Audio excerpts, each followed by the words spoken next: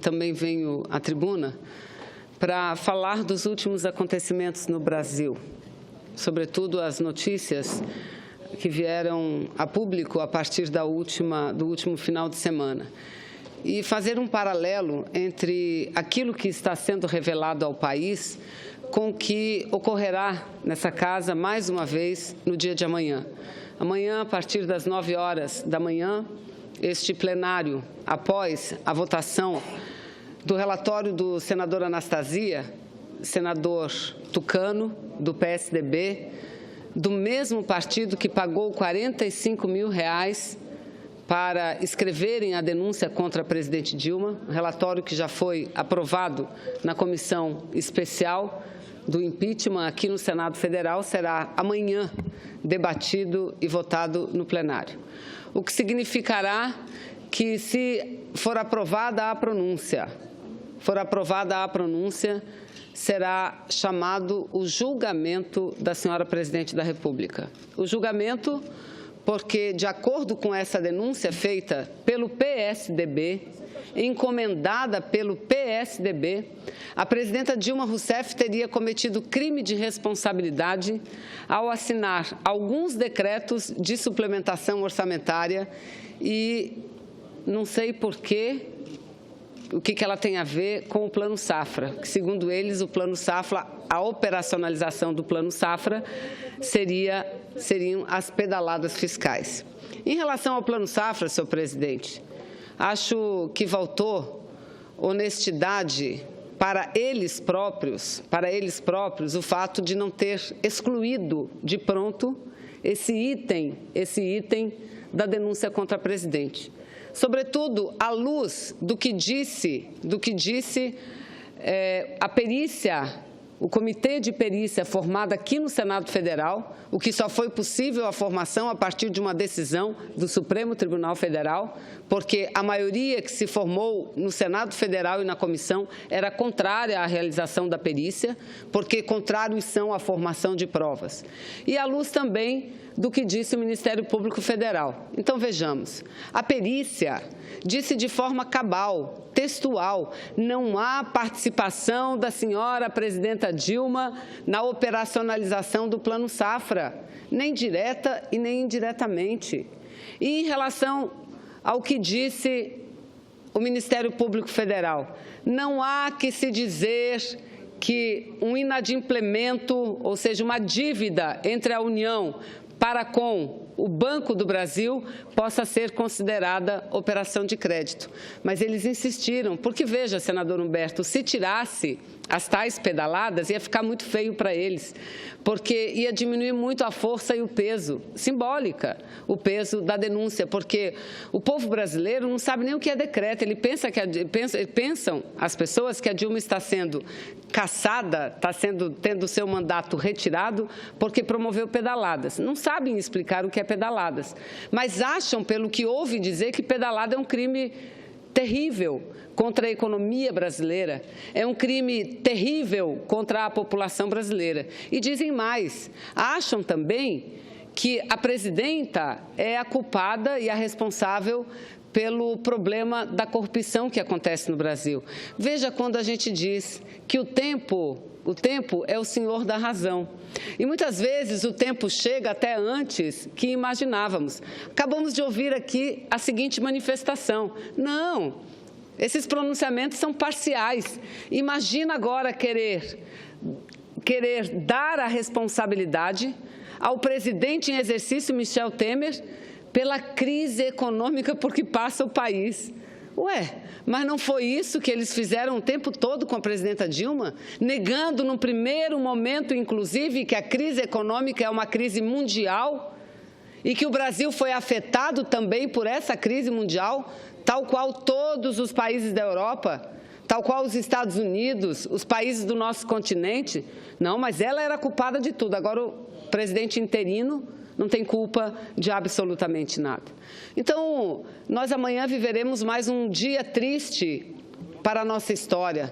Viveremos mais um dia triste para a nossa democracia, porque o que está sendo atingido no país não é só uma presidenta que tem o seu mandato, que está tendo seu mandato retirado, já foi afastado e querem afastá-la definitivamente.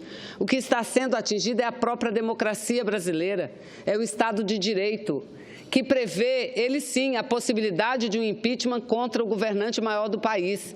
Mas quando esse governante comete grave crime contra a Constituição. E eu pergunto aos senhores, a meta que tanto eles falam em relação aos decretos não foi descumprida. E eles concordam, de fato, ao final do exercício a meta foi cumprida. Então eles vêm com um argumento, mas ela foi descumprida ali na hora em que foi abertos os decretos e até hoje não conseguiram explicar qual é a lei que diz que naquela hora tinha que ser cumprida, porque a lei, artigo 4º, e todas as outras leis dizem de forma cabal. A meta é apurada no final do exercício do ano em curso, no final. Antes jamais poderá, muito menos incriminar alguém ou dizer que a meta deixou de ser cumprida naquele determinado momento. Então, a presidente Dilma está sendo acusada disso. E o que é que as revistas, que os jornais têm divulgado nos últimos tempos? O que é? José Serra está aqui. José Serra, senador da República pelo Estado de São Paulo, ministro interino das Relações Exteriores do Brasil, recebeu 23 milhões via Caixa 2 da Odebrecht para a sua campanha de 2010. E vejam, Vossas Excelências, o que diz a matéria.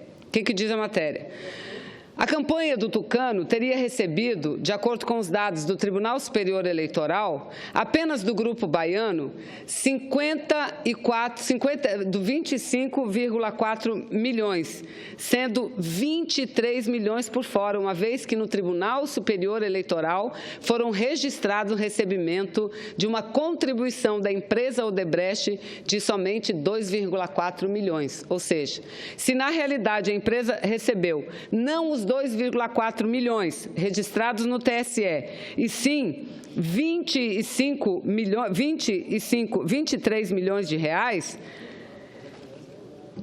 ela recebeu mais de 25 milhões, dinheiro da época, sendo que somente 3 por dentro. E a matéria diz também que eles vão comprovar. As provas já existem, segundo eles, já estão prontas apenas para serem entregues ao Ministério Público. E são provas que mostrarão que parte do dinheiro foi entregue no Brasil e parte foi entregue por meio de depósitos bancários realizados em contas no exterior. Então, veja, mas não é o presidente Serra que está sendo julgado aqui no dia de amanhã, é a presidenta Dilma que está sendo julgada. Senadora Vanessa. Pois não, senadora, deixa eu só falar que as mesmas notícias, senadora Fátima, dão conta que foi o próprio presidente Michel Temer que seria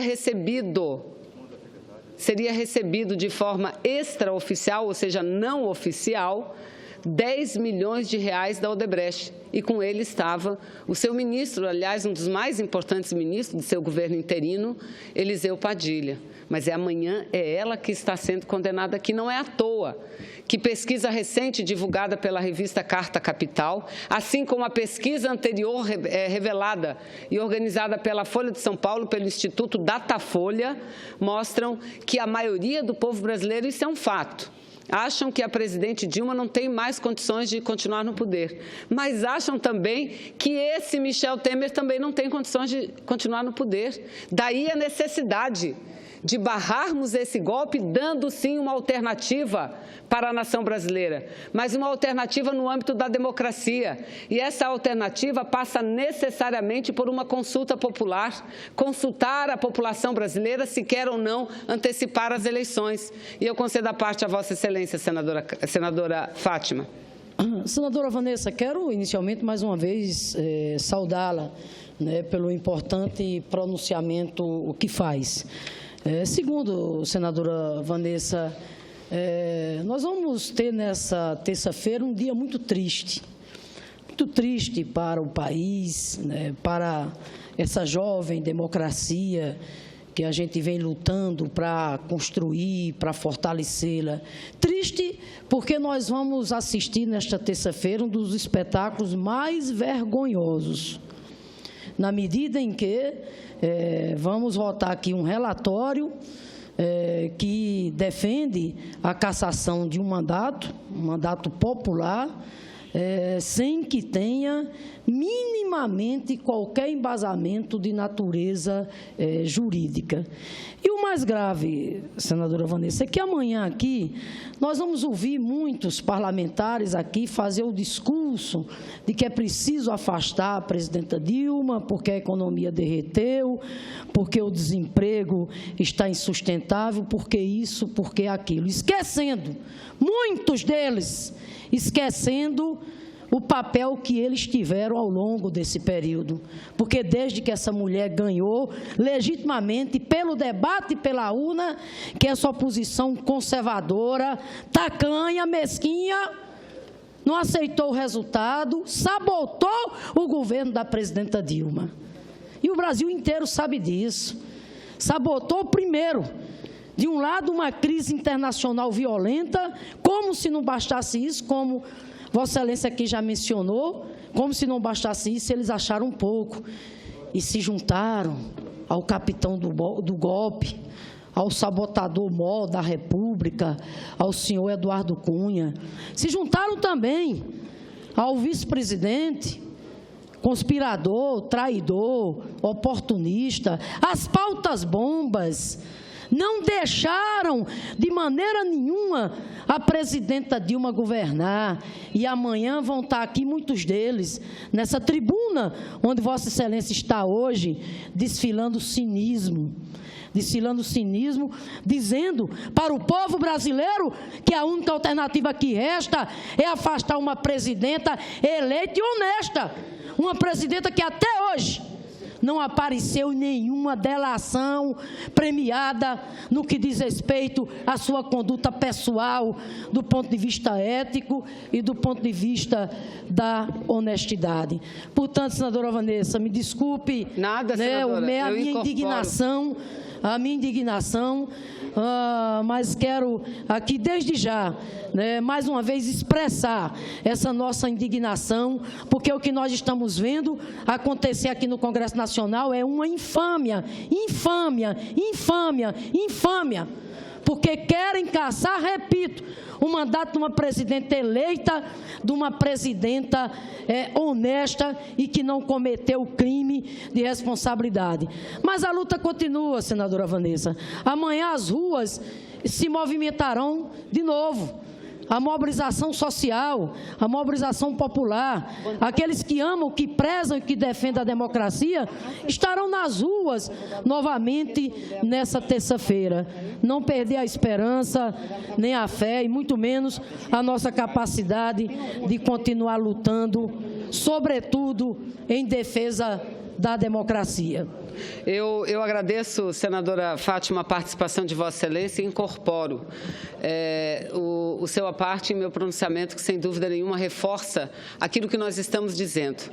É lamentável que eles dizem que há crime e falem tão pouco do tal crime, porque poderiam poderiam classificar o crime com pouquíssimas palavras, olha, feriu o artigo tal, tal, tal, tal. Mas não fazem, porque não tem. Porque quando se referem ao crédito, como eu tenho dito aqui, eles falam da lei, mas a lei diz que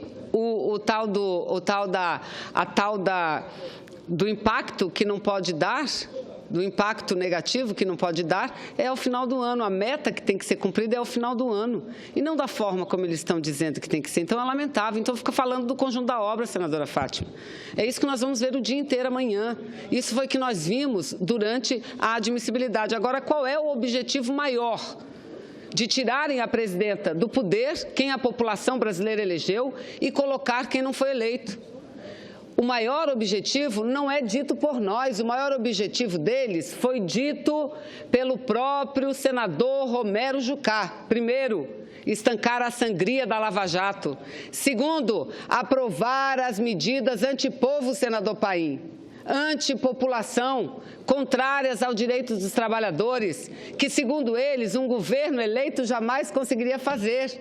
Está aí. Eles estão tentando pegar o que é de mais danoso da reforma previdenciária e deixar o início do debate para depois de concluído o julgamento contra a presidenta Dilma.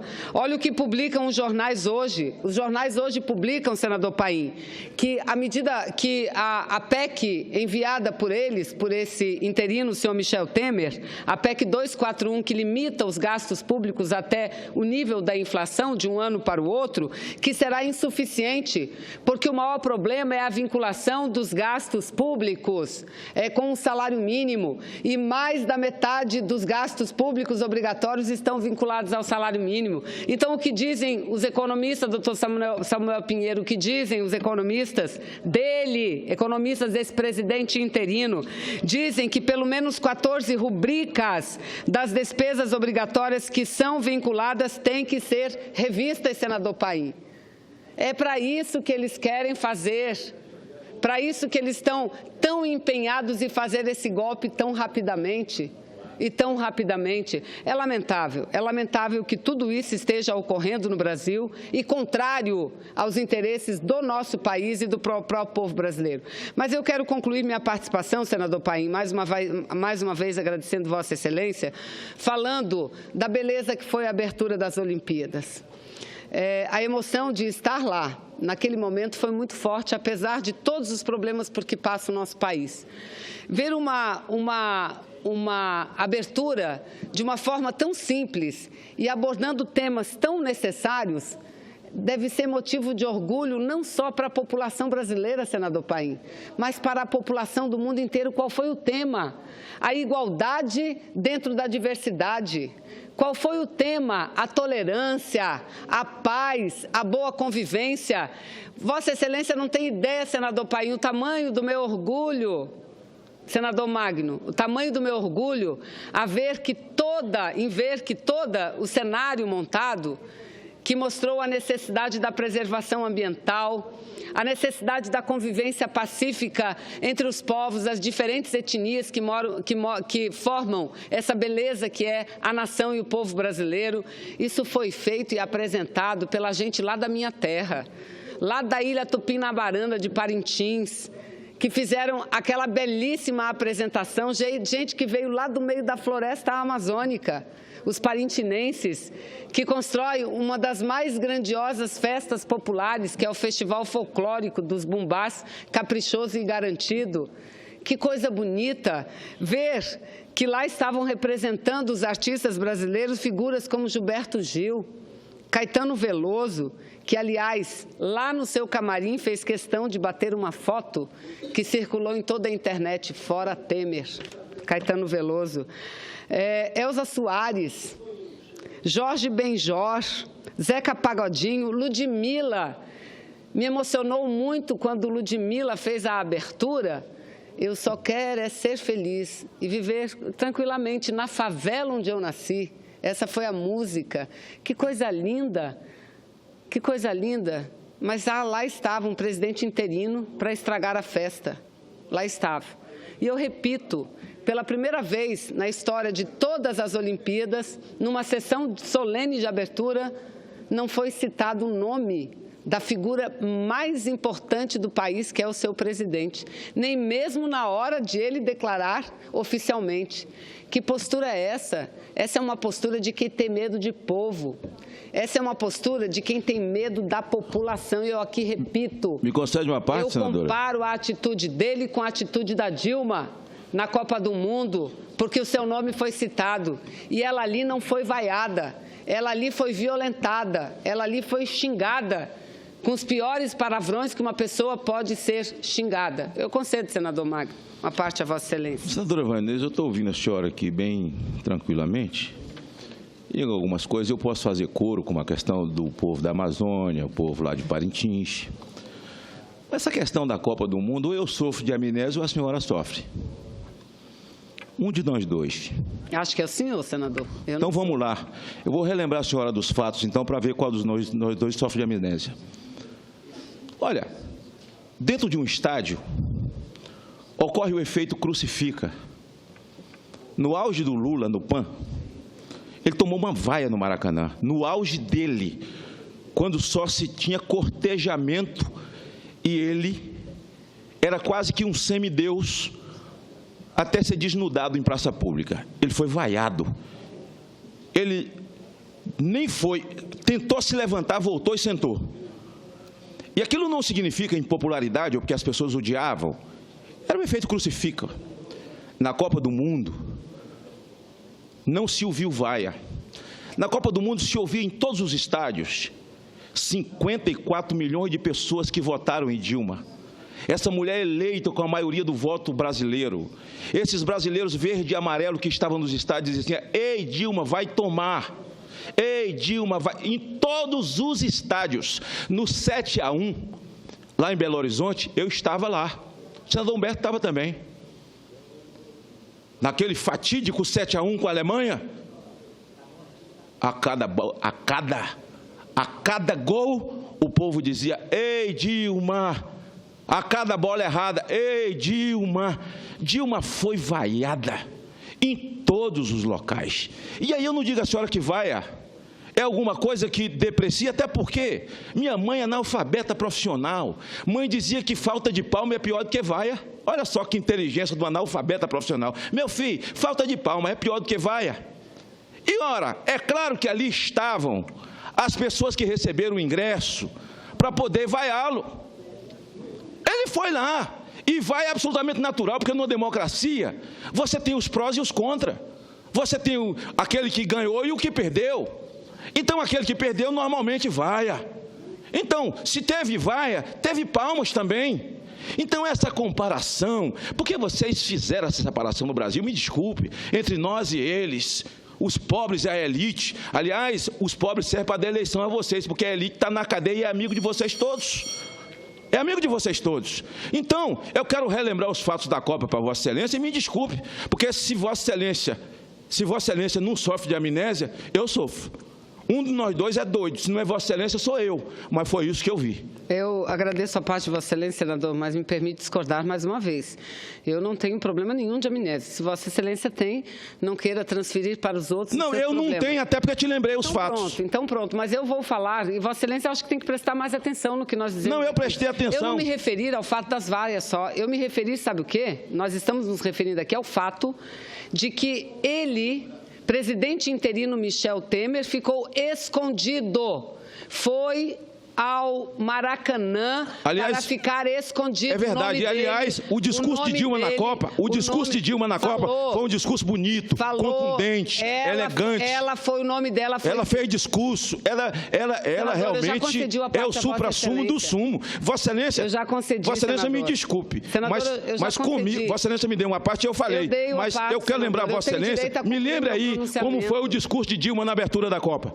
Ai, meu Deus do céu, eu não estou me referindo a isso, eu estou me referindo ao fato, senador. E não adianta querer tergiversar, não adianta, porque o mundo inteiro ficou pasmo, admirado com o que aconteceu ontem. Nunca, repito, nunca na história da abertura dos Jogos Olímpicos, um presidente da República, a maior autoridade do país sede, não teve o nome sequer. O mundo inteiro, eu pertenço ao mundo e não fiquei. Não teve o nome sequer. Onde é que a senhora sabe que foi o mundo inteiro? E sabe por que ele não teve o nome? A conclusão do mundo inteiro é onde? Porque quem estava assistindo comigo não viu nada de mundo inteiro.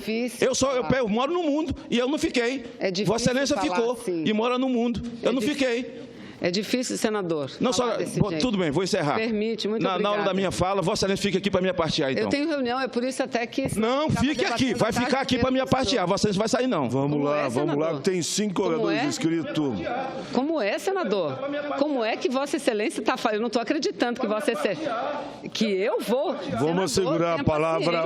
O senhor seja autoritário lá onde... Aqui não. Aqui não. Aqui não. Aqui, bom, eu vou fazer o quê? Se o senhor não quer falar sozinho, senador? Pessoal, assim ninguém está conseguindo entender. As pessoas estão assistindo, não é um debate, é os dois falando ao mesmo tempo. É claro, não é? Então, senhor presidente... Vanessa, desculpe. Muito obrigada, eu aceito as desculpas de Vossa Excelência. Mas eu não sofro de amnésia, não, mas eu sou educado. Mas, senhor presidente, então eu quero aqui concluir minhas palavras dizendo que foi lamentável esse episódio e mostrar que como as pessoas agem de forma diferente, como em situações semelhantes. E dizer aquilo que eu tenho repetido sempre, senador Paim, e eu já concluo. Palavras o vento leva, as atitudes não.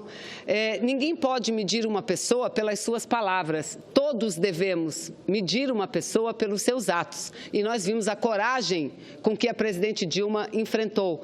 Não as vaias, mas as agressões. Aquilo não eram vaias, aquilo eram agressões que devam ser repudiadas, porque nenhum cidadão, nenhuma cidadã, nenhum cidadão merece ser tratado como a presidente Dilma foi. Não merece, senhor presidente. Mas fica aí a diferença. Enquanto alguns têm a coragem, a possibilidade de estar enfrentando a adversidade de cabeça erguida, outros não têm. E, lamentavelmente, quem mostrou isso ao Brasil e ao mundo foi o presidente interino, senhor Michel Temer, com a sua postura durante a abertura das Olimpíadas do nosso Brasil. Muito obrigada, presidente.